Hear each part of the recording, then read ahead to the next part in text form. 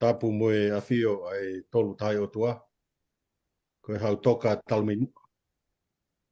Tapu mo huiki. Mo amusia a mo ha puke kawhawhanua. Tapu mo e whaiwhikau. Mo e haa whaarunga tonga. Pēki no whamiri. Tapu mo e kau vasi koula e siasi. Pēki kau tangata eiki. Tapu atu ki tala vōbe mo e whine mui. Pēki kotoa e whanau tupu ka koe ka hau e siasi. Tapu atu ki sola mo e vulangi.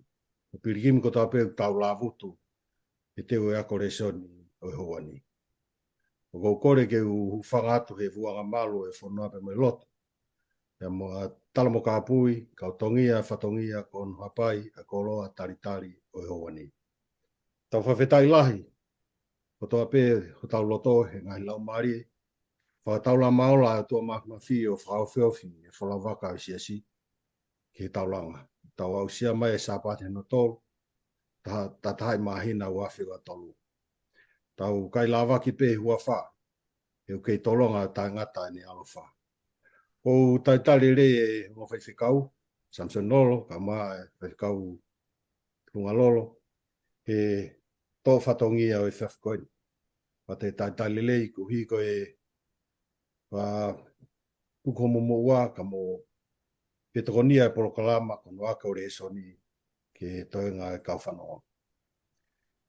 Whambe huani ke talamonu atu. Te teu e tūtui e whorwhola pa ke whatau matau hatau katea. Ai tūtui pe mo e tānaki. Io pa ke utu vai. Whonu mea e siasi. I mea takon whakalangi. Ki nanga whakalau maari e hoa koina. Ko whawhonga e atu e ongo whaiwhikau. Ki kotoa e siasi. Mo ki nao tō kotoa pe whanonga mai he ope. Ki te teu ke tau wako e reisoni hono walu. E tau kau he whamoni ki he tere ki mamana e mesi mo e ofa ho tau eki. Ke i whangumahua mai e ne keresi mo ngai tāpua ku tai maria i whataha se tau ngai lango tōru tōru e ngai oni. Whataonga ke hoko e wholofola o le soni hoa koini o e kāpasa mo e tō hulu he whanonga au tau whae he mamu. Ki mua peke tau hoka tū whawhi a Samson Lolo ke ne lotu kamata mai, malo apitu. Ka rotu, e atua mafi koe mau tamai whakahewani o whio. Whawhitai lahi o mau lau maari e hoa whakoloa ke hanga wha inasi ake a tangata o ku masi wā pia mo whio mau. Tā kina, ko toa ki mau tolu he ako koe ni eiktu pia ke mau ngātu he kolose a whion. Ka pau e ha taha ke hiki he ako e hoa koe ni, tuku pia ke hiki toka taha pia sisu klaisi. Tarea ki mau tolu pia ke Komne mori mau tō no, o kore ko tō he whawhao alo, ka ko mau whamu ui. Amen.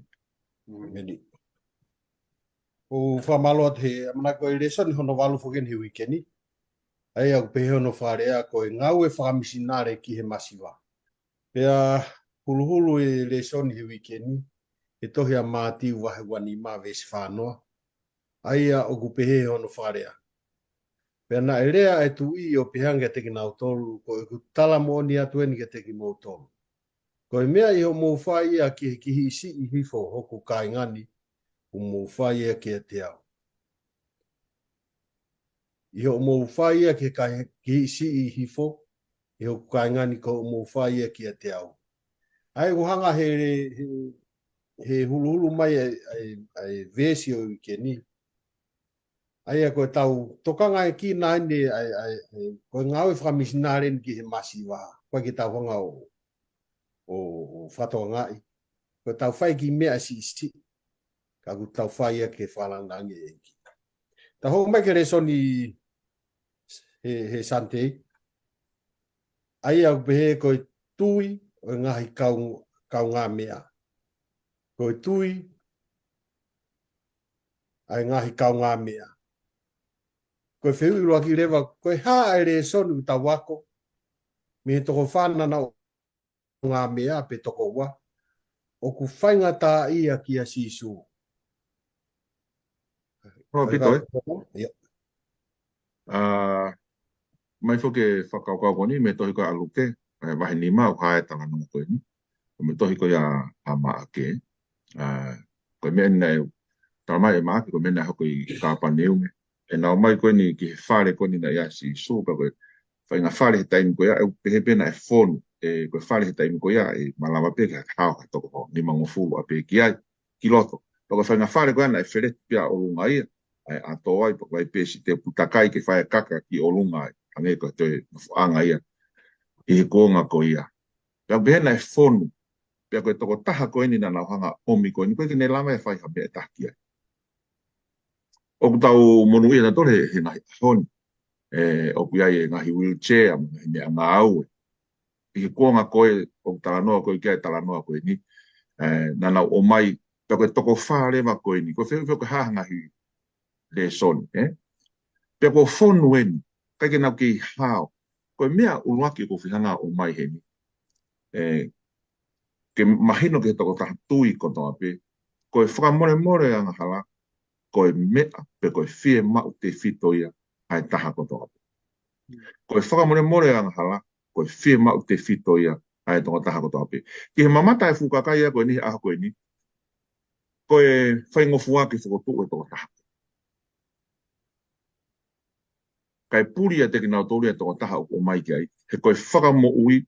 Koe whakamore more anga hala whaingata. Tapo tui koe mea maho inga e. Ke mahino e he tonga taha tui ko toa pe. Koe hape ha tau ngawe o ku whai. O ku tau mua ke whakamo ui e tonga taha. He behe e tohi kai mātiu taha no me se wā. He koe hana aonga ke tangata. Ka pao tene maua mamani ko toa pe. Ka hiri an koe a pia mōre. Pe koe haha mea e whake tangata. Ke whetonga a kono lau maari. Ai aku maho inga. Koe mea urua kia ke tauhanga. O whakatonga e nghen. Hono ua. Koe teamwork. Na ngau e whakataha ai toko whākun. Ai a pe toko whā, pe toko lahi. Une mai pia ka whalukunga ka kai pe sias. O ku malama pe ngau e whakataha ai. Ke whakamo ui ha toko taha. Ai a lewa kune o mai lewa. O ku whema e ngau e whakataha. Pe koe hā pe ha whenga mea kutau sio ke team effort. Kono koe whaka o singa o ku whakamo ui. Pe koe hā pe ha whainga tau mua ko tui koe. Ka wenga fisifisi mua e toko whāko nina. Taha pe. Ke whakamo ui e toko taha koe ni he ahkoni. Pe ko tui pe o mahu inga pe pa me tau ngahi au sia. He mea koe koe creativity. I he ngahi ahoni. Ka pau te tau whenga a whonga na ngau e ki koe he kuonga koe. O kei ke ha, kei ke ngau. Ko tui ke ngahi ahoni ku where ngahi whonga ke tau hanga ahi a kia. Ka pau na kei ke tau lama ha, ki ha toko taha koe ke whakamu ui i he ane athi i ha whonga. Maha ke ki i ririu e tau whonga. Koe whonga ni nai whai koe e toko whaa koe ni. O i ngā koe matapā pe na e taha ke nau huai, anga mahe ni pe. E nau pe, whe ai ato.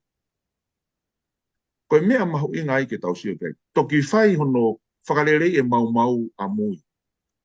Pe mahalo pe e ahi a whainga mea e hoko he tauanga e tau nofo, ho tau siasi pa mui ha. O ku whea mau ia ke mau i ha. Mahalo koe whare, mahalo ko o mea rere. Mahalo e whea mau ia ke mau i. Ka lama whakakakato e tau misiona. O hao pe ke he whare rotu pe koe ha. Te whea mau ha mea ke hae. Pe ha. Ka pau le mau ku whea mau ha taha ke whakamu. Creativity. Pe whatonga ange, nā kei ke nau whoki. Nā whakawawe. Nā kei ke nau atu koe kua whonu, ko tau tolu whoko tau whainga nā tūra. Ko tau pia ka wheitu ku whonu, mō alu tōku whokmai a pongpongi. Pē te nau alu, tōku whokmai a pongpongi. Mahalo pia koe koe taimene he o tua. Mahalo pia futokolahi a hon. There is always another day. Tau te kaha pongpongi. Kai whakatonga ange ni. Nā koe ahoni, koe aho ia ho whakamu. Wakulindo mai hono besewa.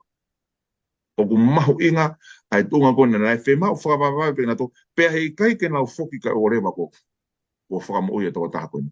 Pea o ku whe mau pea mo e whei laulau. Whei laulau, ka pau rewa ku whe mau ke tau wa o ke hani ihi, ke tau ofa ki he masiwa. Ko pau pea ke whei laulau i. Mahalo pea ko ho tau ngahi api. Nā tewi ho tau ngahi api ta toria, ke hange hafu umisi ume. Pe mahalo koe tau naulandu kai, ko hame arere pe koe ha. Ka koe wheitu ko toa pe ke hoko ia tau pehe pe ko haku. Post whakamision nai. Ke tau ngau e ko pau pe ke whai e tau whi laulau. Peke ke ngatai, oua pe fo. Mana tui, ka ku i kai rewa ke te ha matapai mamani, tau whiwe whi ngahe ngati whonga kotoa i mamani. Man tui e matapai olu. mana tu yo o koe matapa i o lunga. Tawa matapa ia o i kai pe ke tāpuni ha tai. Mahalo ko i whakaukau pia ku whi omi he aho koe ni. Wale son ke tau pia miai. Mahalo. Alo. Pungalolo ko e whehui. Ko e hae uhinga o tau kui ai be i kai ke tau lava ai o tokonia ki nau tolu whai ngata ia o tau tawhaaki. Kata ko tokonia. Malo bito. O malia e whehui. Ko hi ke whehui au kai ke pehe ia. Ku kui kai ke tau te lava sio. E ko uhinga e whehui wai taimia o ne hanga ia wai ngahi mea. O ne hanga o whakapuriki pe ne hanga o ai tau sio. Aku o whiwhelahi te tari ku whahe whai whekau mahu inga ia ka te tau tolu. Wai te tahanga whatonga ai. Ko ngā ue ka kai koku nau sio. Ai ko ka kai koku nau sio. Pa ke te au koku sio ke le soni na hau koku tāna ka nei. Ko whi mea e rito o le soni po ka mona le soni ko e ofa. E tāna noa ko mea e tolu. Ko e ofa pe mo e tui mo amanaki. Ko e maalunga tahe nau tolu. Ko e ofa. Pe ka ngata le vai. Ka i hinga hi mea e tolu ko ni o kune hanga hai a whalukunga ka kai. Pa whātu i a tāna ka ne toko whaa. E ke tafok pepa nau alu noa ia pe nau tōri. Ka nā nau hau ko ngā ulaki pe he nā nau ofa e toko taha koe. Ka koe ofa ia ka ilonga pe ku makatunga whai ngā mea he ofa ke ke hame tene lawa ta ofa. Ka ku maari e whihui konu om kia te au. Ko hea uhinga ku tau kui e pe ke tau lawa toko nia ki nau tō whai ngā tā ia tau tawha aki.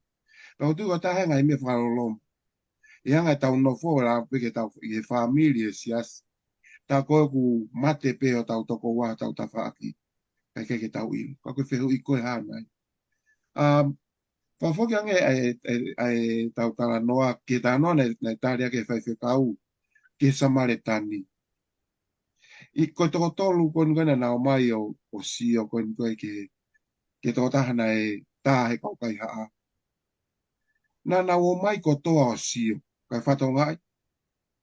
Koutu ia ne ke sio e toko ua e nau laki haa.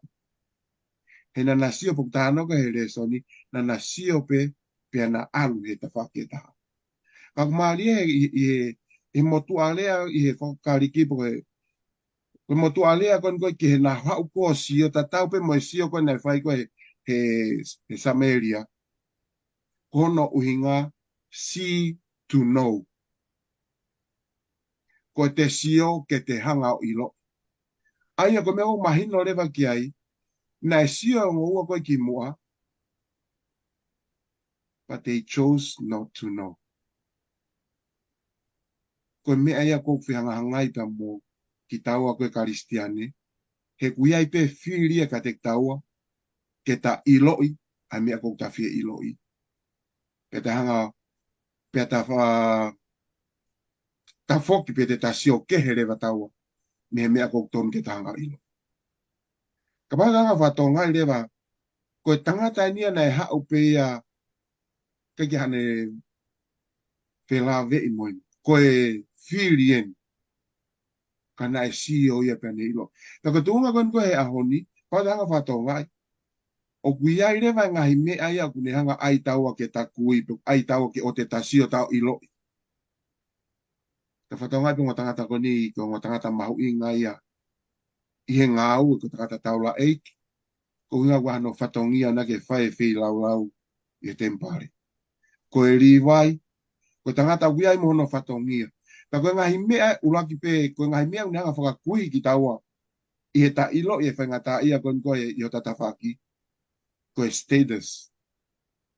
Lava pe ke hoko e tuunga koe tau i ai tau tole society mo e lotu, fu maalunga we ko taki au po ko fai fekau ke u alifo fai to koni koe. La pe ko fu maalunga ko ele ta pe ko ngai tuunga ia o kune lava faka kuhi ki tau tolu ke tau sio pe tau tolu ia ka ke pe ke tau ilo i tau tolu. Kono wa ko e fatongia ko ko mi tau tolu.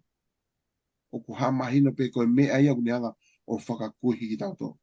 Whaingata ke te ala i whukitaia ki ai ko ngā ko mau te nga fai whekau au kia ke wā laifu ke kita masi o kuto. I hok ta whaaki ke fuha ke ki onu. O ki aia ngahi mea ke heia o kunehanga o whakakuhi ki tau tō. Koe ngahi mea kunehanga e ia. O kai ke pehe ko tau tae ilo i tau tō kai taim lahi ia. Koe ngahi mea kunehanga to o ia ofa. Koutu koe mea mau inga ke i tā noa koe ni. Koe toko taha pe toko tolu koe ni. Na ne mao ia mata so ata sisu.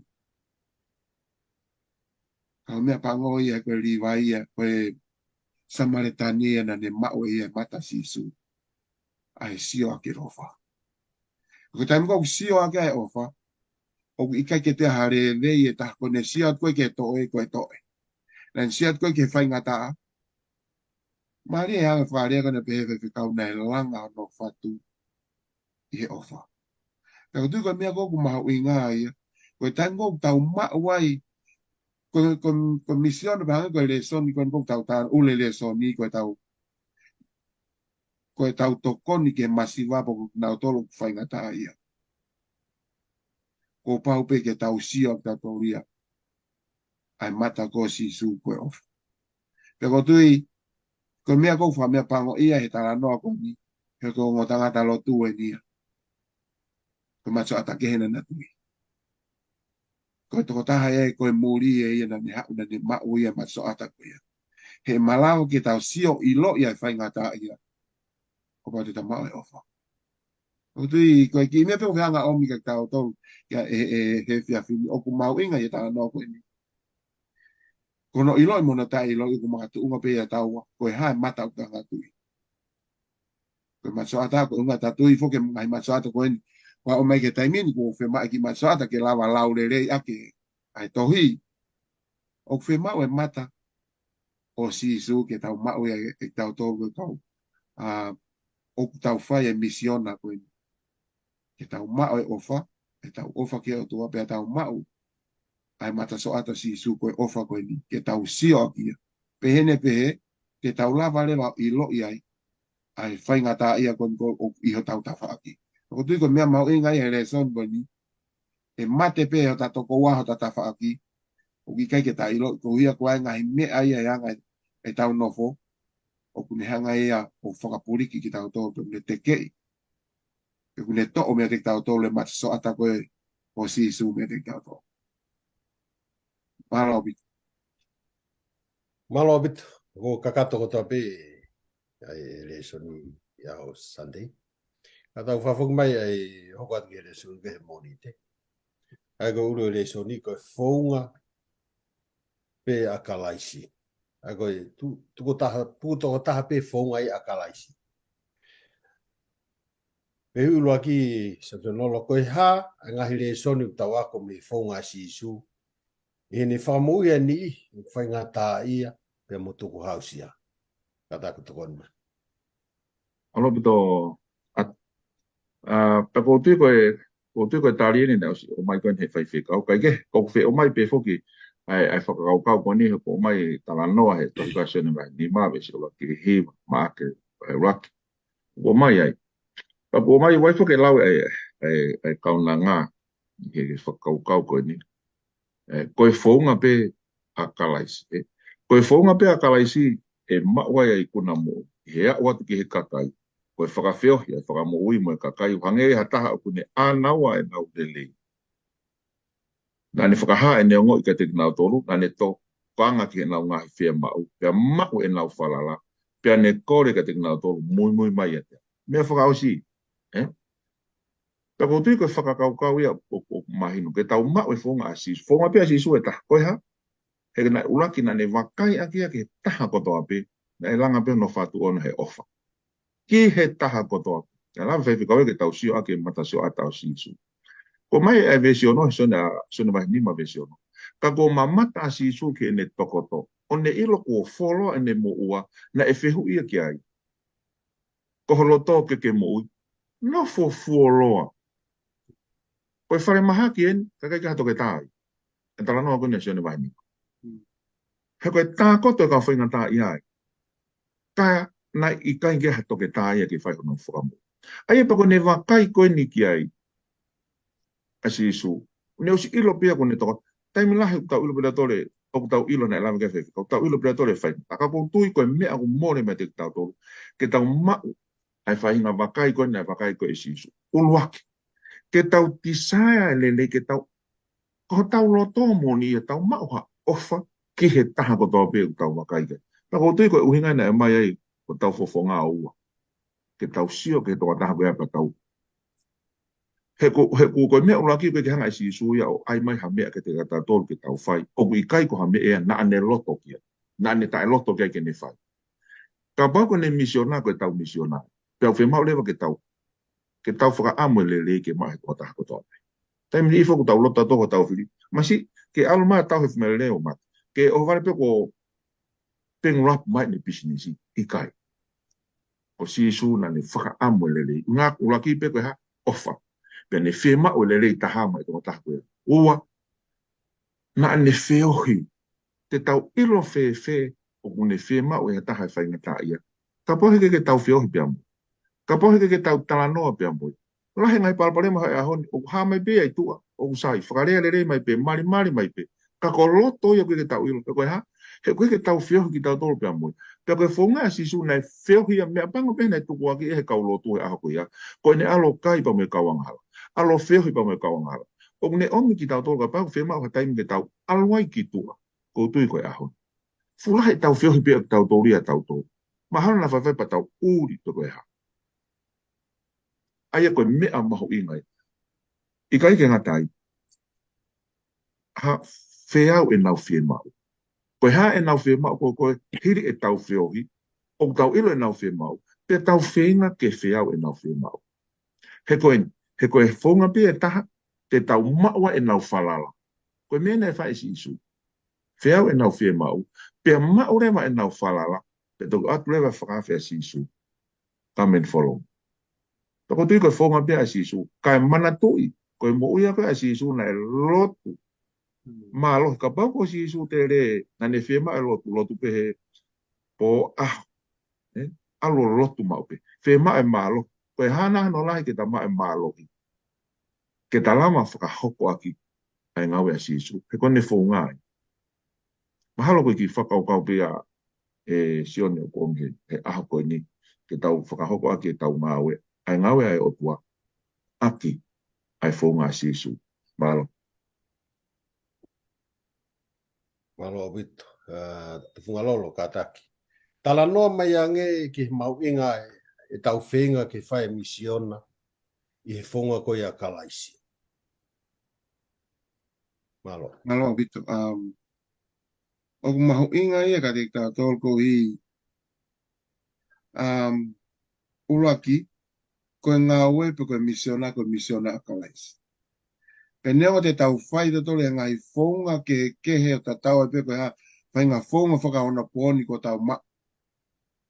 Hei kai pe ke lava te tolo i kuna ai misiona ko ni. Ka orenga pe ko tau foki pe ka kalaisi. Ki he fonga mo e si pinga ko ne whai kalaisi. Pero di ko meu mau inga he tu unga ko ni. E ko ha ko fonga kalaisi. Te tau e ko ha fonga kalaisi. Ko tu ke fonga kalaisi o ko e pole ke tangata ko tau pe. Ko tu i ngau ko ni ngau whawhai whikau. Ko e pole o te lahi a. Ko i e ko e fonga ko a kalaisi a. O te halaia ki tai e tai ngok te tomu i ai. Ko whae tā noa ki e tunga ko e. E taim lahi e anga ko e ngā ue pia ko e anga e o e wheo hi. O i kai ki te lava ke te tukuange te tawhaki ka pau te tomu i ai. I e ngahi whakataha. A upe ke whakataha e siasi. O ku alo e whakataha o ke tuunga. O ku i kai ke kei tau ko whakataha e siasi. Ko e uhi. O ku taktaha pore i ane totonu pa mwene moon. Ka koe funga a kalaisi koia e ne mawe totonu i mamani pia molangi. Ka nene hanga pia tukuange ia. Koe hui ke hau pia wa hala ia neongo na ikai ke ai ani anga hala. Ka tui ke te au ia I he fonga a kalaisi. Koe solo wa anga i ke mea koto pe. He koe ofa ia pe. O tala mai tata. Poto koe ofa uneanga ufi e mea koto pe. Koe fonga a kalaisi koe fai a pea e ofa. I he ka kumahuenga kau he tānoa ko whafoke au e tokanga ke tānoa ko ia o te vita. Taim kona e whenga te vita ke ne langa. Ko hea waka matala mea hoko hoko vai hono walu. Vai ua walu. Ne whenga te vita ke ne whai langa. Ne wholofola o toa ki kai whe unga ko ia ko e tangata. Ringi tot. Pea nani whae teu o pasen ki ono fuhapa ko e ki naki ne whae te vita ki ono fuha ki a Solomon. Ko ia ko e misiona ko ni ke langa e tempari. Ka ke te au, ko e mea tatau pen po ko e whaunga ina si isu ne pehere e vesi ko ia ono hiva. Pea ko koe e Solomon e ko fuha ke ilo e koe ki he o tua o o tamai. Pea ke tauhi ki a te ia aki ho loto kotoa. Pe e loto fie whai. Pea ku hakure e sihova e loto kotoa pe. Pea ku ne ilo ia filio i mo whakau kotoa pe. Ka pau te ke kumi ki a te ia te ke ilo ia e koe. Pea ka pau te ke riaki a te ne riaki koe. O lau i kuhama. Mai hanga whātou ngai, o ne hanga ia te repeat mai. Ves lau loto koe, ves tone ukosi. Ka koe whaungai nia. Ke te au koe whaungai nia whae si isu. Whao ata mai he tā no ko si isu. Uroa ki ia. Ko pau pe ke te ilo ia e o tua. Tau i ke o tua aki ho loto kotoa. Pai he tau whai e ngā ue ko pau pe ke whai me loto. Ai tau tā no ke o whāma ngai tuoni mea koe ni. Koe ofa ko ni o ki kai koe ofa ko ki hanga i loi. Ka koe ofa ko mau i honoto. Koe mea te ne lava whakakato e ngā ue. Ka e o lewa ko nofo e ofa i he whitu totonu. Whatongai o mau i ngai. He koe ofa e ngai ahoni o tau hana tauria ngā ue tawari aki. O tau ofa e ngai mea ke ke. Ka e o lewa pe ko tau ave ofa ke whitu totonu. Ko tau loto koe whitu totonu pe ke e ofa. Tai mlae whai tau ngā oea tau tō i he whaunga kai tangata au whaia i he atamai ngā tau ilo pia tau pot. Kai o rewa pe ko whakafoke ofa ko ia ko ofa ko nofo anga pia na ia ke whai me loto. Pia ko tui ko whaunga ko asi isu ne whai pe ofa me he loto moa. Malo. Malo abito. Ta hoko mai ki he tūsite. Ko kumhiu whanga. Ko kau muri nofo hiri mai. Ko kau Samson Lolo. Ko whihui. Ko hae lawa e wholofola whi lawe i pa moe muri. Malo. Malo pito ang tanga. Tau whakamawhana e tala noa. Ka koe niak mai pe koe ki he konga koe ni. Ki he kau kumihu whanga pe mo kau muri. Tau si whakaukau pau pe ke tau whakaukau whakatau tolu. O ku kawa he aho ni ia. Kau kumihu whanga, kau muri, mo kau ova. Nofolo he ngahi whonuan. Pea ku whakapapa peo ke ngahi polisi, mo ngahi mea whakafofa peo, tok whau pia he tanga. Ka ko laua koe he wholofola o mai tohi koe ni, tohi te talo nome vai ang fulu sta aval. Me whakamau e ia mai tamai mate mo se fine paia. O ku ofa ia ki he muri. O ne whaki ia e mea kai mo e kof. Ko ia mo ofa foki ki he muri. He naa mo nofo koe kau muri i whonua ko ispite. Koe whamanate ne o tua ki isi le. Sa me te au whanau, mesi wa whamui e si hova e kakai muri. Levitiko ua tolu mesi ua wa. Pau e taimi ku tau tu se ngai fuaha o whonua, e kai te ke whetuku ke osi. Kai te ke, hinga te ke tuku e konga, pehere ke tāna ki toi ngā o fua. Tuku ia ki he masiva, pia ki he muri. Ko au ko si hova ko mo otu.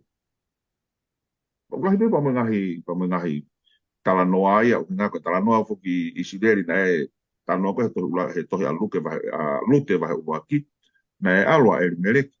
Kamo Naomi, mei isideri, o ia ki moa, Na e te mo i hia na e o mai, ua Samuela mai tahanim, ko e tonga taha ko i tei, ia na talanga i pia, alua i pia mo te vita e kau tawa te, Aia koe hanga ni e kuonga ko ia ai, Usap kita gaya na kay kaya polisi panay toki ayo tanga o wakana fe alwa. Na kawai ba mo sisu. Ko te foi mea te ako ko ni o au kia sisu. Na kawa sisu he kum kufa. Toi ka mati wa vesta tolu metafa. Pe ko aru ak na tolu ro ko ha mai ha angelo ki kia si Josefa mission pe tu ha ko ame tamasi mo ne fae. Pe ke hola taki ki spit. Pe ke no fai ke oa ke whakaha ke te koe ko uhi kumi he rota e tamasi ke tamte. Pe tu ha ke ea o ne ave tamasi mo ne fae he po o aru ki spit. Koe fola koe ahoni o fere ngahi uhinga ia. Kumi hu whanga o alu peke ha mo ui, ke kumi ha whakalaka he mo ui, kumi hu whanga o hinga koe tau, kumi hu whanga o hinga koe tounga whaka mo ui lele. Pe koe hapea whainga o hinga ia, koe taranua koe wholofola ia, ofa he muri. Ofa he kumi hu whanga. Ta tau ai pe. He no he ku ofa si hoa ia, kia te kinau tau. Kai kei lope te tau te hanga le liu fe. O tau sifo ki tonga ke kausa ina na unofua. Hono ngahi COVID. O whakamanato mai ka te tau tolu. Hei hangai koe whakamanatu ki Israeli. Manatu koe muri ki motore whono ko Israeli. Pero te omane me whakaukau koe ni ka tau. Koe tau nofo kotoa koe ni mamani, koe kau muri ka tau tau. Kea kea tahai e. Nengo u tau tala koe tonga ki tau tau koe nusila koe tau nofo i mamani no tlanga tau api. Kai manatui koe kau muri pe ki tau tau ria. Oku i kai koe tau api koe whakamanatu e ka te ki tau tau. Ko i ai. Oku i kai ke te ha choice. Pe koe muri, pe koe kumihufanga, pe koe ha ho neipa. Pe ku oma pe koe ha. Tau ofa. Kai ke te ririwe e tūtūni a ko mahe wholofola. Ke tau ofa ta tau pe. Ofa pe ko kau ngā api, hange pe ko koe. Ofa koe ki he otua, pe e whakahau ata mai ki o ofa ko kau ngā. Pe koe muri, pe koe ofa koe minga wha koe tau tau whei ia. Ko whai ngā loto koe ia. Uni hanga pore i ki tau tō. Oku whia mau ia ke tau ofa. Koe mea pe ko mahe te tatu. Pe oku i kai ke pehe ko atoe ke te whaha tau whiri. Ofa. Mahalo ko ia pe o tangata. Tufunga koe whehu i koe hae uhinga ui kai ke tau tau hia e vāle rei ai me kau muri. I ho tau hao hao ngā. Koe hana e whonga te tau lava i o ofa ki kakai muri. Malo. Malo wiki ko malo te kau e tari ko neanga omo ki tātou whea ko me. Ka tui koe hoko at pene tari ko hanga e whai kau. O me tā hanga whātou ngai ai ngahi pototohi ne lau mai e whai kau ka te tau tōru. O ku tara noa ko toa pe ki ngahi taimi nei hoko ai kau tangata koe. Ni koe muri ki nau tōru. Aia koe whakau kau neanga o mai ki tau tōru koe whika koe e le soni. Koe tuunga koe ke ui kita koe muri, koe tuunga koe hataha o ku muri ki hawhei tuu. O ku ikai ko tangata i whanua ia. O ku ikai ko tangata ia o ku ne mau e mono ia kotoa pe o ku mau e tangata i whanua. Pako o ku tala noa ko inga koe tuunga koe nā ku iai. Nā kua o nofo o ova i nusira. Pea kia te au o ko hanga o experience e whai ngā tuunga koe nā uhoko koe muri. Nea o ne au mai me ngahi tohi ke whakafoke ufoki. Ko ui koe muri au. Ka wanga e re sonio o mai ai fo i whakaukau me nā tūla koe o nofo muri. Koe nofo o tuku hausia. Ka tonga ko tau re sonio koe wikeni koe tau ofa ke koe misiona ke masiva. O ta anoa koe whaparang ke needs, ke needy. Ai kono uhinga, koe kakai koe whainga tuunga ne mo ui o kuai ha kakai. O kunau whainga tā ia, pe kunau masiva.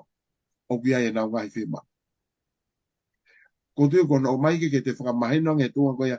Aia kono o mai le koe le soninga te tātou. O ku mahu inga ia tā anoa le vai. Ke tau ofa ke muri, ke tau ofa ke tamai mate. Aia koe whainga tuunga ni o kuai mo ui ha tangata. O ku ikai ke le malawa ke provide for his family. O kai malawa ke ne mau e mea kotoa pe koe mau he ni ihi o kunau mau. Ai mono ia e whanua. Ka koe mea ngau whe mau koe pe uhinga kia e re so ni u whe mau ke tau ofa. Ka hange whakatatau ke tuunga koe ni e taim lahi ia ko tau whai ke he o kai e ke malawa ko tau siope ko tau. ko tau pepa ki tau tolu ko tau no fonua ko tau sia tu ke ni ko mai me tonga kon ko ke ko ta no a he ko me na ko fo mai ko sia me ko ni ko ma ko na pepa pe ko na ma ko na citizen ni na to ke ku no fo o ko he te le vo la ko ka se ta ya ko aia i he le vo mo ka las ko ya o mai ko e fo la ai tu unga ko ni ke tau ofa ka na to o ta tau pe me tau ofa ko ya ke kau ke ta mai mate me ka wi tau aia ko tu ko fenga tu ko ni o me ke te tau to ko ofa e bange ko tau ko ves lau loto ko ni in ko ta no ke ves lau loto ko o mo fai ko e ko mo ofa ko ka te na to ko ku si ivo ko si in ko ta no ke ko ai ves lau loto ko weekend akina to lu ku na hoko ko e muri ka he time lahi au ke tau ko hanga ta to lo fa to hoko e tau whiwhai ke hei ani hanga whapuriki ki tau tau. Ne to oe ai ilo i mo mataso ata koe ka tik tau tau. E ngale tau tau koe mea koe koe kakain ke tau ofa ka tik tau tau. Ai muri koe. I tunga koe nā ku iai, taim koe nā ku ovai. Ne whai e ngahi whinga ka koe kana e koe keresia e ki na whakafou mai ia. Na e whakafou mai ia o maua e maupepa. Ka koku tala noa, na e whakafou mai ia i he kakai, o ki koe kakau karistian. Ko me ko mahu inga lewe ka te tawa ki tanga whatonga i ko tawa koe karistian. Ka he taim lahi ia, o ge ke tau whiri tau tau le ke tau o whange ko, me ko nau tala no ge ane nai, o ku pūri ia e te tau tau, wai ngahi mea ke ia ngai, no foko e society, o ku ne hanga whakapūri ki mea te tau tau, a kakai to tau nene tau nofo pe mo nau tau, i e aho whiohi pe mo nau tau le aho kotoa pe, ke tau to koni ka ki nau tau. Ka tui koe whonga ia, te tau lava ofa ke muri, koe te ofa pe ke otua. Ke tau mai koe tau ofa ke otua, e hae e tau ofa ke tau kahanga api. Malo. Malo o bitu. E kawa koto pe tau le soni he tu stea kau tau hoko mani he do soni ko he pule lulu. Ai ko to koni ki he loto whaingata ia. Ko e whihui Samson. Tana no mange ki he ngāwe nai hawa si suo whai he ni whiohi mo i kakai, pe mo i kakai. Malo. Malo o pito. Koe tō mai e ni whoki whakaukau, me tohi ka aluke wahe whāwis tahawalu. Aia koe tō hakena si sua te pare. Pene koutia ni peko ne lau me tohi koe a Isaia. Aia koe aluke wahe whāwis tahawalu. O kuia te awe lau maari o si hoa ko hiko ne whakanofo ke malanga a ke angong le rei ke masiva. Ko ne whikaua ke whakamui a loto mawhesi. Ke malanga ke hui ke kau pōpula. Mo whaka a o e kui mo e veteanga ke nau tōru ko lawea. Kone toan me tohi koe a Isaia ono taha vese ua. Ai mo main koe misiona ne a si isu. Ai koe ne hao ke kumi mo whakamou. Ai taha koto api. Pea neongo na ne hanga e whakamou i e kau maha koto api. Ne toko si ipe ki nao torea na e mui koe ia te ia. Ne toko si ipe ni mui. Kana i kai koe makatu unga e nia na ne whai e ngāwe. Tai mila ko tau tolu whakau tau whai pia ngāwe o whakamakatu unga ia. Tau ape, tai nono, hinga ape koe kāinga, hinga ape koe toto. Angen kon koe na tau rafika ke kau ova mo kau muri, ui ngā whoku ke tau rea tatau, kai ke tau urunganga tatau, kai ke tehe lahi me ai. O pia ko whakakondisin lewa ki tau tolu. Ko sisu nei hau pia ke kumi mo whakamo ui ai taha ko toapi. He koin, he koe whaingata ia ai, ai ka winga koin he aha koe, nā tōko whaingata ia. Mo e masiwa, mo e whie mau. O ke hano awa he wahe on. He kune uesia ai maulal, uesia e tū maari. Masiwa mo e tū maari. O ta taupe mo nā tōko ku matao tau, toke tā, mau matai tohi, mo nā tōko taupe ne ke nau mau hakorere. Uesia e whiwhine mo e tangata ko toape. Koe nau tolu milionea mo e ha, tu maari mo e mo ulerei, o ku nau mo ua pe o depression. Aia o koe ke hata haia, Aia koe whakauka ko mai, koe masiwa ia mo whi mau o kai ka hano a wahe o nei. Mo ni pia koe tau toko ni ke na wai o ilo a sisu. Pe te nau ilo pe ikai o kai ko oku ikai au pito ko ha uhingai. Koe tau toko ni tau tau ki ha tau Joyce ne omi ke tau tau luia misiona a sisu ke ha kumbo whakamo ui ko misiona tatau bia koe pia mo. Pia neongo ne kai ke tonga ki nau tau nei mui mui ai. He kakaina ni hanga whakamo ui. Ka ne ke whai pe ni whakamo ui ane. Tumoko loa te tohi koa ngawe wahi ngufu stolwa. Ko hi koe whakanowha ho tua sisu o Nasareti, ake a lau maari e maano ni moe malo. Pea koe ne wha inga malo hi a koe no whea mau.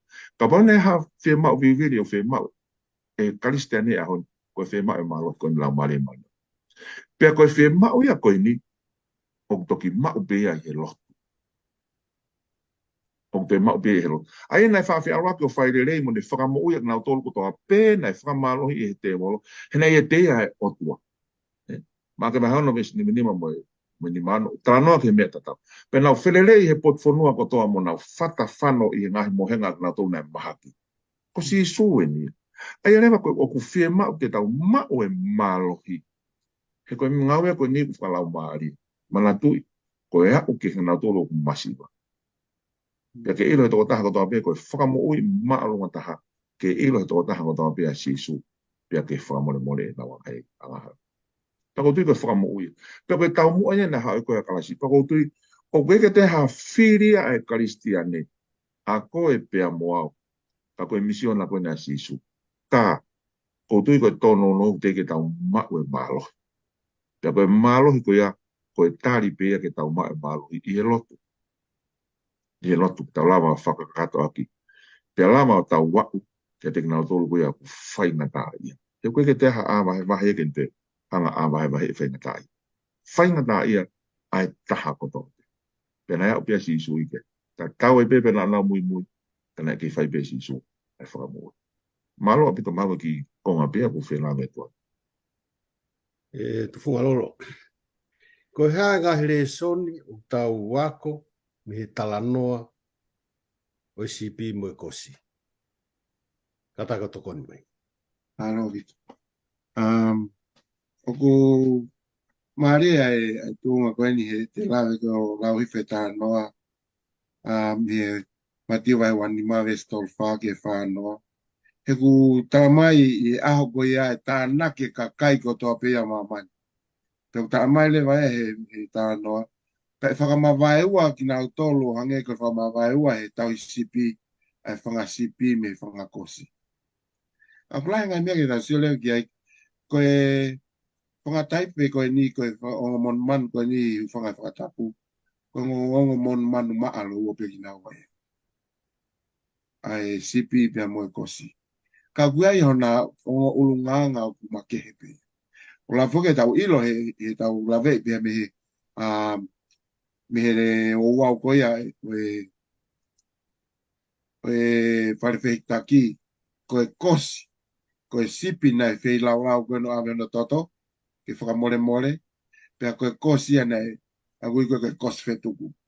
Le am koe whakahe i bio i he to awha. Koe ngahi mea ka tau fua. O nehanga ome ta ai ngahi whai ke tau siange ke whai ngā kakaien. O ku omi koe ni koe i he aho wha o si e whakamawai ua i kakai ko tau peo ange koe whangasipi. Pea moe whangakosi. Koe nā tula fuko e sipi pa moe kosi o keke. Koe nā tula fuko e whangakosi o ku ki hou tamaki whangakosi. Koe ka ilonga ko ki tō mai ha kosi ki ha ngou e hata. O ku ange koe nei tō mai ha whanga monu manu u whanga e whatapu koe whaka auha peke o singa mahari. Ko nā tula e kosi e kakatu he fuakau, e kakatu he mo'u. O kai kia whei tui, there's no boundaries e ke whangakosi. Ai ko tau katoa ko whangakosi o kuna wivi ki nā tōru.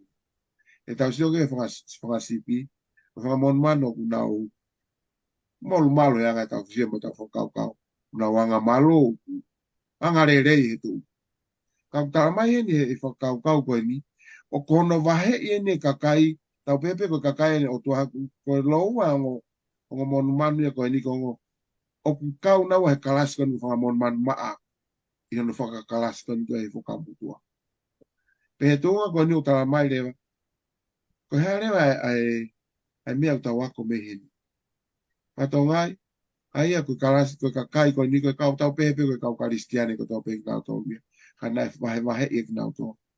Ai a to mea e ves lau loto koe ni koe o e wikendi. Kono ta anoa koe.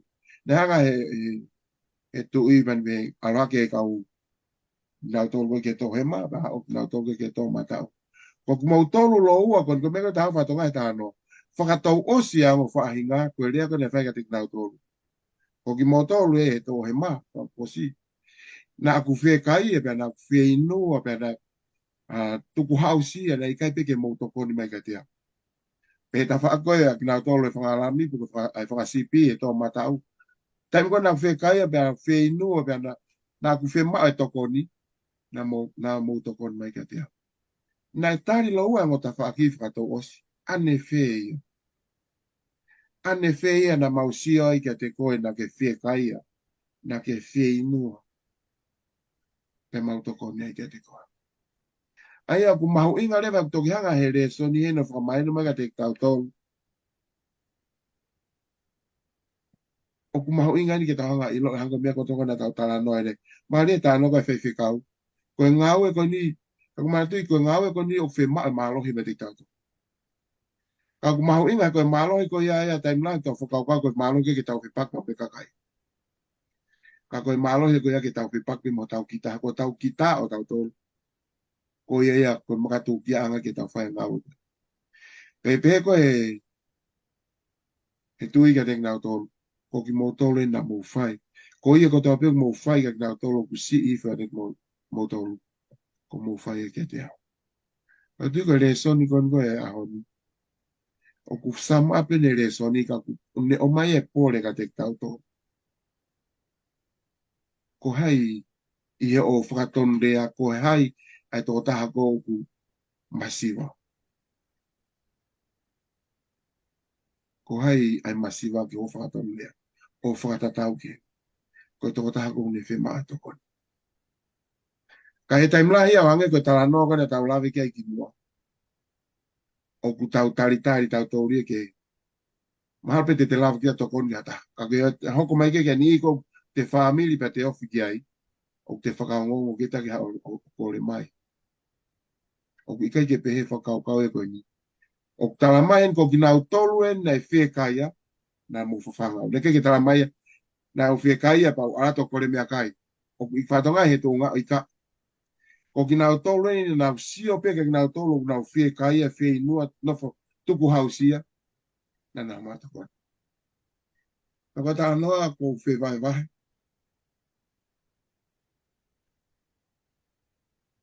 Ke taimi na ku. Where me ke tala noa ki ai ka tuku mo ke tala noa he taimi na ku. Lama mo ki family ki. Pene hanga he iki o ngā aki toko lahe kakai he. I o ku hala whanonga na hanga he iki o toko naki. Ke nā whawhanga apa mo ki family. Ke nā o mai no whoanga, ke no whai mo ki family. Na nā o mai e aisenik, ke kumaka mea ke mau kai. Unga nā kua usia, ne kai ko kuna tūla o kai ke u lawa ue ke u alo kore. Ka kuna vebe o tau ke te. Taimi nā kuna whai o ova. Ne kai pe ke u rea uia. Ka te kina o tolu o kou whea mau hame. Ka o kou whawhetai mo whakamalo ki e iki. I he tuunga ngahi tuunga ko tō koe ni nā kua u ki ai. Ne e kau samaritani ne rei. Na nau tu mai. O whai to o glavea. Na whawhanga o pia mō ki whamiri. Na ko tui koe mea o mea ka te tau tolu he. O toko lahi pia ki nau tolu o glavea. Glavea whakasino whakatamai whakalau maari. Ka ko pau pe ke ta whonu tawa he lau maari. Koe lau maari e kune toki hanga whaka. O kune toki reflecte o whakau tau mau ki he utua. Ke tau hanga rewa te tau sio. O ikai ke tau sio pe ke iloi mea kou tau whea mau ke tau iloi. Ka te tau sio pe a tau iloi. Ai whea mau kou kwa o tua o place ke tau tokoni ki ai. Ko te oku, koe ki konga mo whetā no ke tūma koe. Unga ko au na ku mono ia, ko hina e tokolahi e kakai ko haka he eiki, ke na hoko koe Samaritan lele ke te au pe moki family. I he whakatūtū mo e palane e ki o ke te au, o ma fō mai he mai hala koe. Pe he au nia ko whakamalo mo whakawheta e ke eiki. Ko hi ko haka kai pe he, na ne hanga tokonaki. Ke na au tokoni i au, ke whakatatau ke talano ko ni talano. Tā o ku ia e kakai. Ko whamoni o ku ia e kakai. O ku nau whai e ngā o koe. Pea ko tui, koe whakawheta ia e hua koe. Ka koe pōre e ke te au. Mea ni o kou mau. Ai ulunganga koe Samaritani koe. Ai ulunganga koe kakai nai mahei koe whakasipi. Ke nau sio ke whiekaia, koe whieinua. Pe nau ala tokoni o ikai te nau ke i tatari. Ke toki kore. Ka koe ni ia koe ni koe whengatunga po whenga mo uia koe ni o si no molo ia tek nau tō. O ku nau sio pe ke whaingata ia. Pe nau ala tokoni. O ku ikai ke pe ke te whakapu ia ki nau tō. Koe uhi he koe it becomes a lifestyle or a way of life ka nau tō. Ai whaingatunga me mo ui koe. O ku tau ako ke hele son. Koe ki koe me mo whe vai atu e uofo. Alo.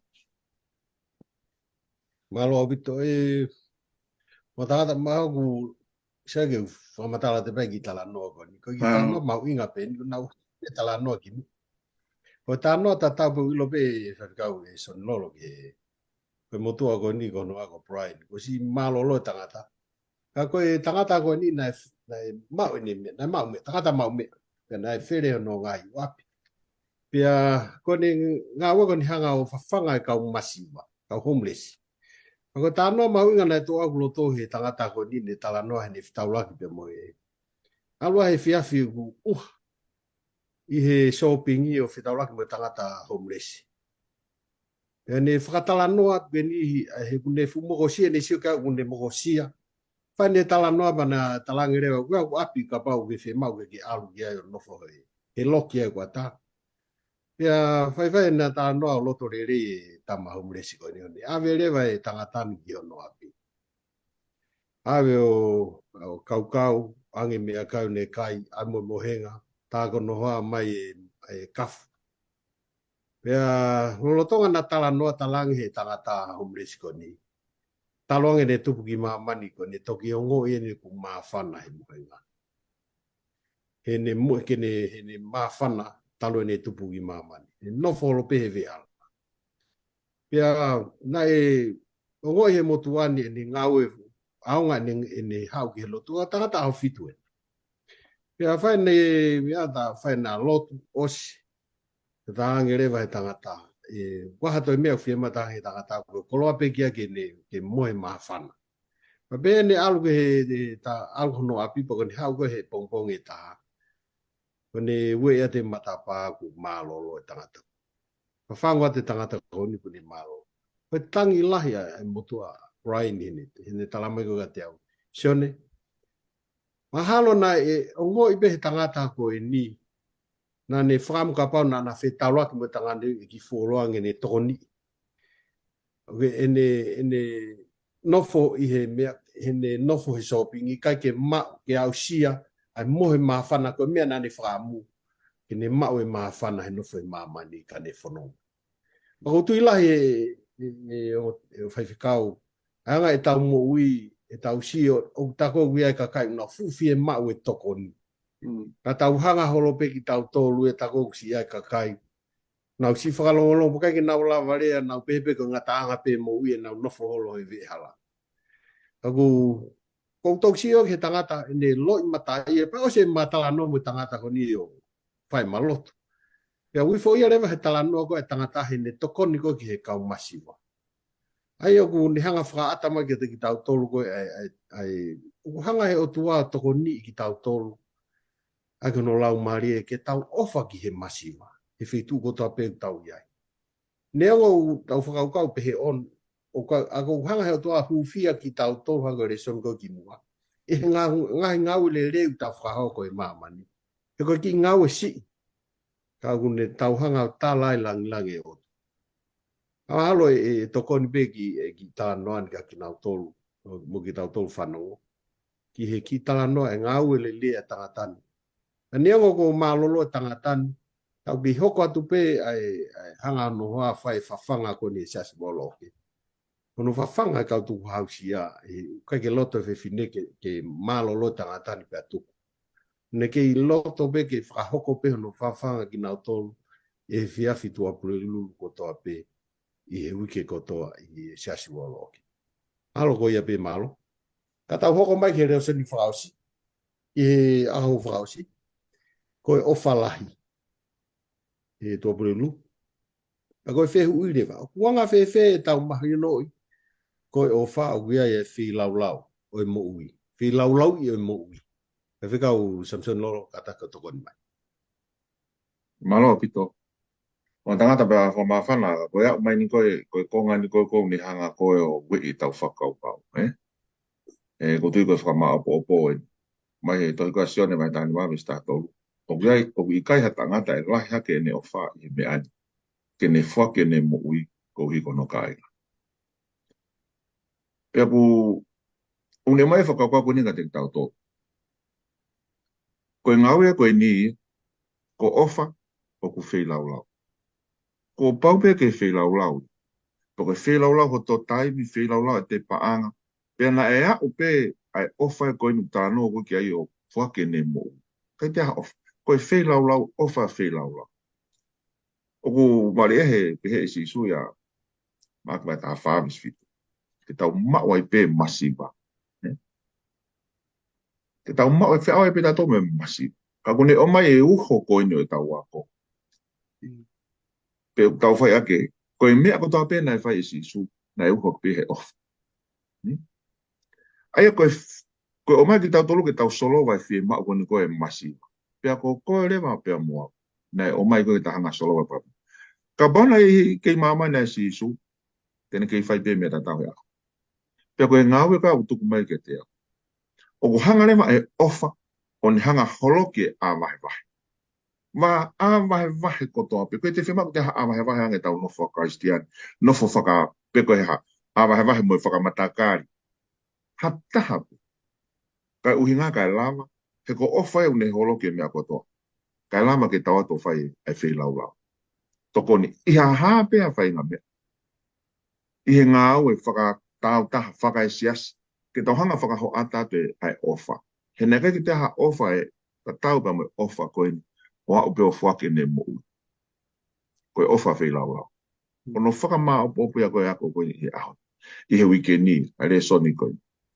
Tā noa toi koe a plaksione mai tā, vai tolwis tā hao no pa me tāwhi. Koe me anyo tau iloi ai ofa. Koe uhiko ne tukuhifo ne mo ui ma tau tō. Pea tō tonuai e tau tukuhifo e tau mo ui, koe uhiko e kāinga. Ka koe ia une maa o e lere o e mamani. Ka ne mamata ke he masiva ano tokoa.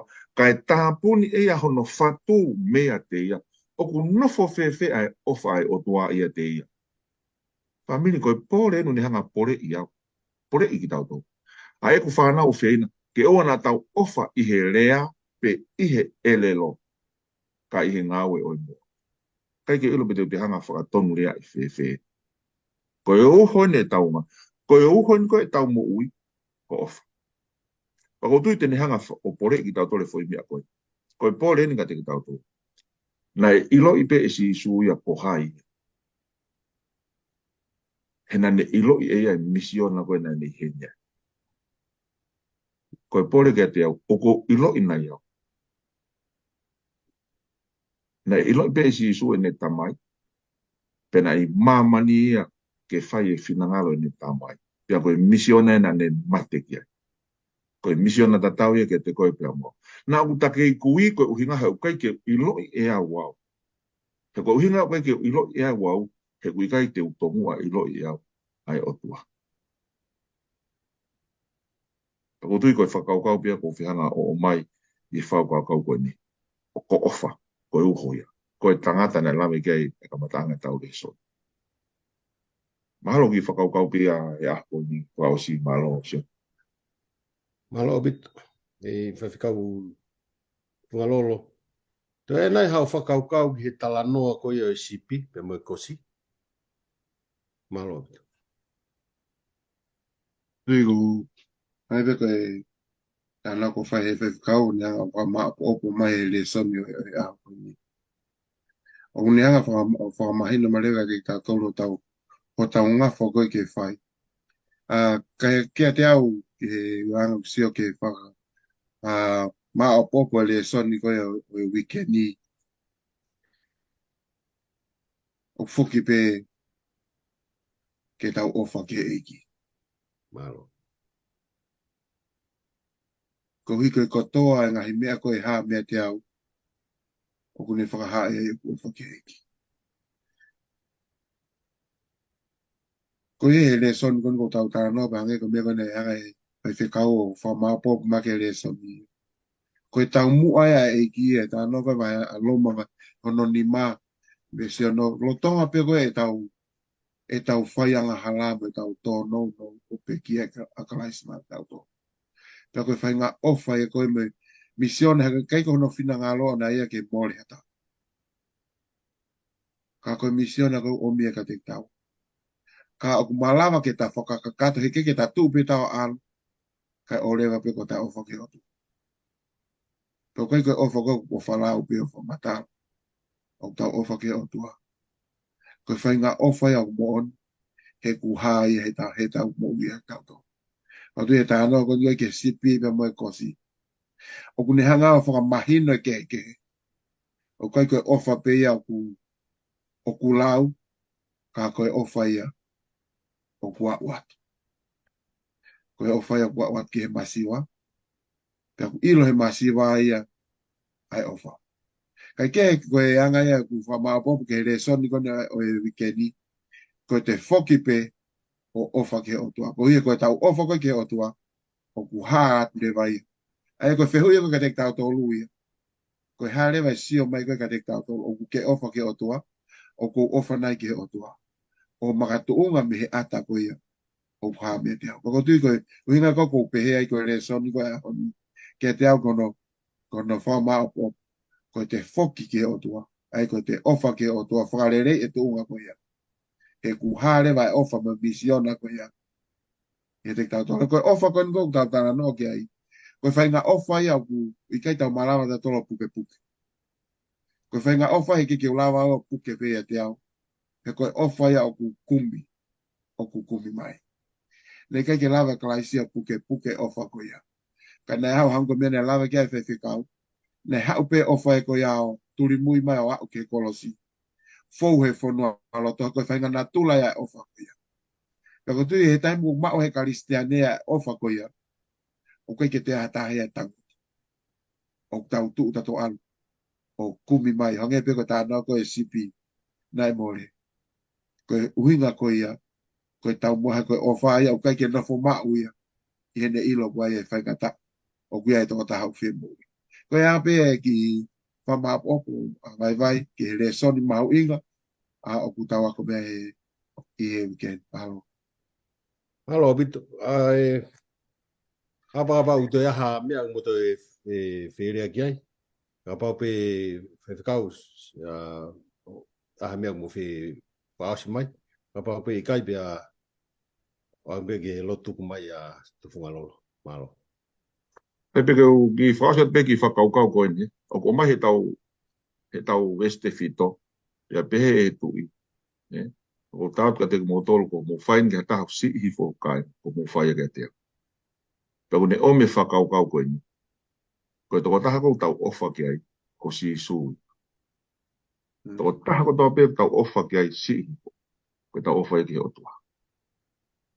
Koe pōre ka tau. Koe leson koe veslau lo toi.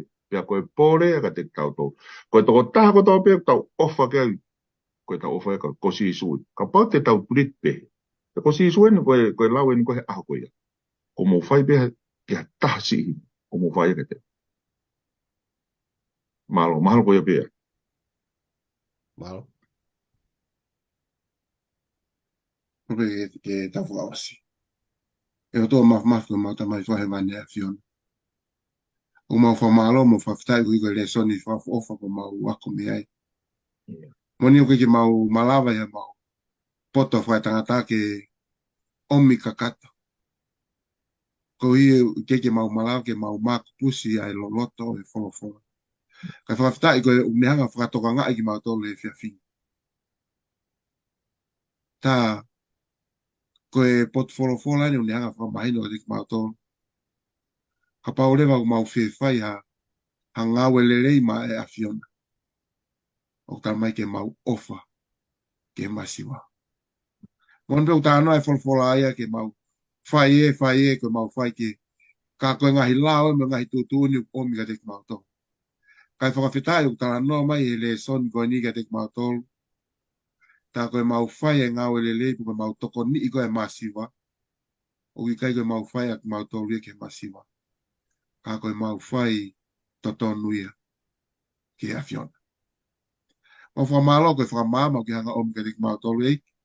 O mau whamalo ko hiko e ofa ko ki hanga whakahaa ke te ki mau tolu. Ko ke whaki ke te ki mau tolu. Ke mau kau atoa i ke he misiona e awhiona. Ko mau lotu pe tamai ki omi ha malo. Whawhona ki mau tolu o lau maari ke malau. Ke mau mo uiaki. Ke mau sio ke mau a o ilu. Aki nau tolu whainga tā ia beho mau tawhaaki. Ke mau tokon. He utamai e whakaukau e whiawhini. Ke mau tokon koe ka te ki nau tolu. Ke mau tokon ia ke awhiona.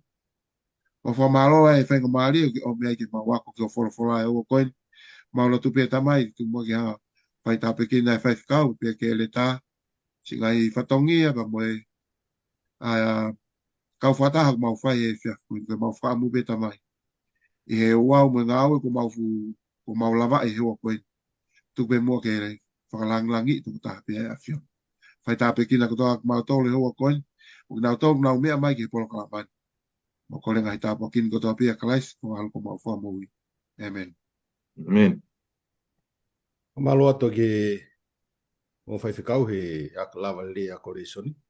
Patawanga pēnā e whanonga mai e ka whanonga me ngalo ea. E pia mahino le pia le soni. E ko ata e pia e talamonu mo ka monu ia ki ke teki mo tōko tāpe. Maho mo ngai whamiri e ngai hala whanonga u ke whoni. Patawanga e o tua mafi. Kene kei o whaki mo tolu. E ono lau maari e mo ngai lotu whare ngai ngā whawhatongia ko tāpe. Malo apito, tua whatu.